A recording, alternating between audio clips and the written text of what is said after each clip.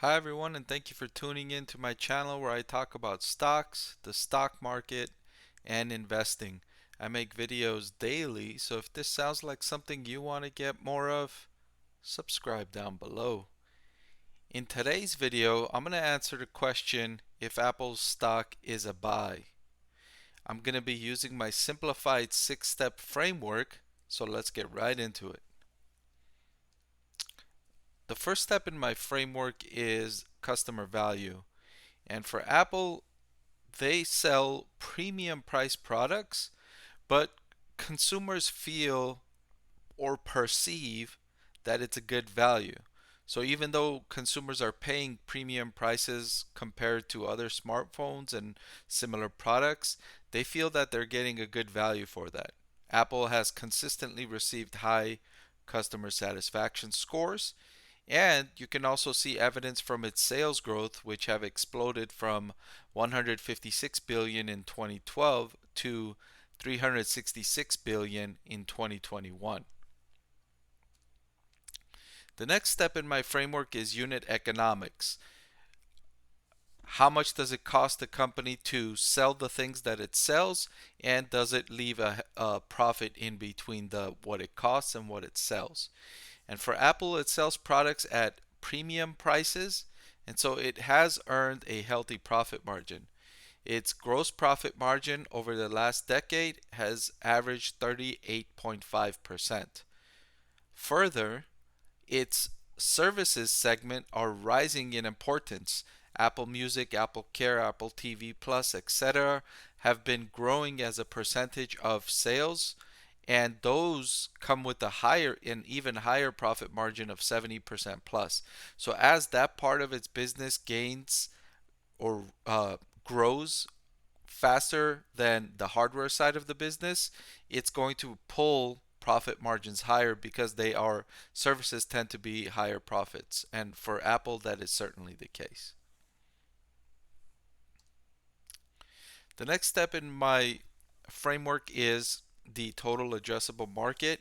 I like to, as I always say, if you've been a fan of this channel for the past, I've been on for several weeks now, and what I always say is that I like to invest in companies that have a massive addressable market. That way, the company can keep growing without hitting a ceiling. And for Apple, it is absolutely serving a massive market. In 2021, there were 1.4 billion smartphones sold worldwide.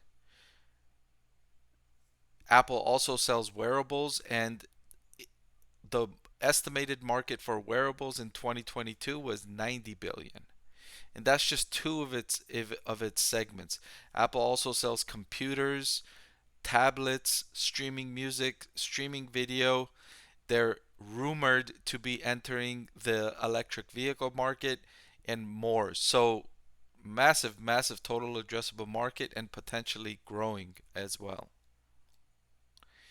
The next step in my framework is competition. I don't like to see elevated competition in the industries that I invest in. In Apple's industries, lower priced options are emerging for all of its categories: smartphones, um, wireless headphones, wearable watches. All of these services have lower priced competitors, but they're failing to penetrate Apple's premium customers. So Apple has been able to retain its premium category market, even although there has been several lower cost competitors entering into its space. One explanation could be Apple's brand loyalty is insulating it to some degree from competitive forces. One of the more important steps in my framework is valuation. And for Apple, we can use the price to earnings ratio and the price to free cash flow because they've had relatively stable earnings and free cash flow over the last 5 years. And looking at it, its value price to earnings ratio of 27 is right about the average it has been trading for in the last 5 years. Um, It was cheaper prior to 2020 for most of the time, and then after 2020, it had primarily been more expensive, and it was popular during after the outbreak. Sales of its products boomed because of folks spending more money on phones and tablets and iPhones and headphones and watches and all of that, fueled by the stimulus and the fact that we couldn't go out and spend money at restaurants or ball games and concerts and things like that. But it's been coming back. So now it's at about the average between the two ranges, between after and before the pandemic. And very similarly with its price to free cash flow at 25, above the range before the outbreak, but below the range since the outbreak. So the stock is not cheap. It's also not expensive. It's, I would say, relatively fairly valued. And the final step in my framework are risks. For Apple, the short term risk of being out innovated is relatively small. However, longer term, it's that risk is more meaningful. The metaverse is emerging along with virtual reality.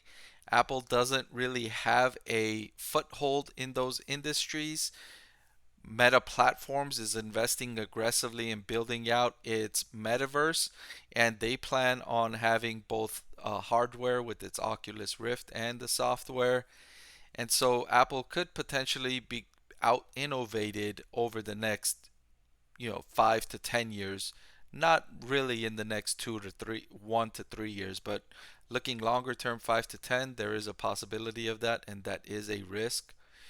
And another near term risk is the high degree of supply chain concentration Apple faces in overseas markets where the relations between the US and those markets are not on the friendliest terms. So this could be a risk in the near term as well. All right, so now that we've gone through all 6 steps in my framework, let's look at the grades I have assigned for each step. For the customer value, I gave Apple a B. On the one hand, customers perceive a great and excellent value from Apple. On the other hand, it sells its products at premium prices. So the balance of the two, I gave it a B. Unit economics, I gave Apple an A plus. Excellent gross profit margins over the last decade, and the prospects of that are only improving over the next few years as services become more meaningful. Total addressable market, similarly, I gave it an A plus. They're addressing massive market opportunities which are only accelerating, so great news for the investors in that regard. Competition, I gave it a B. They've done an excellent job protecting their market share, protecting their space in the market from competitors' encroachments. That said, competitors are offering lower priced options to counter Apple's products. So they are not in an environment where competitors are not trying to undercut their prices. So I gave it a B in that regard. Valuation, I gave Apple a B minus.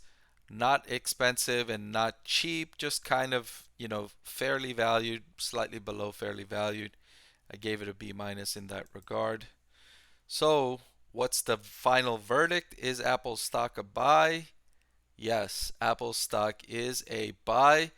Although I will say that I was conflicted in this one. I was on the borderline. I almost would say that Apple stock is wait and see and hold instead of a buy. However, the excellent profit margins, the massive addressable market, its ability, its repeated proven ability to innovate tilted me over the edge, kind of broke the tie there, and I put Apple stock as a buy. But let me know what you think in the comments down below. If you like what you saw, please subscribe for more excellent content like this, and I'll see you next time. I want to thank the Motley Fool for sponsoring this video. The Motley Fool is a company that provides investing insight and stock recommendations for investors of all skill sets and risk levels. You all know how much I love researching new stocks and trying to find the next best investment. So I'm proud to partner with the Motley Fool to bring you 10 stock picks from their popular Stock Advisor. Stock Advisor has beat the market by more than 250%. Go to fool.com/Parkev to get your 10 stock picks now.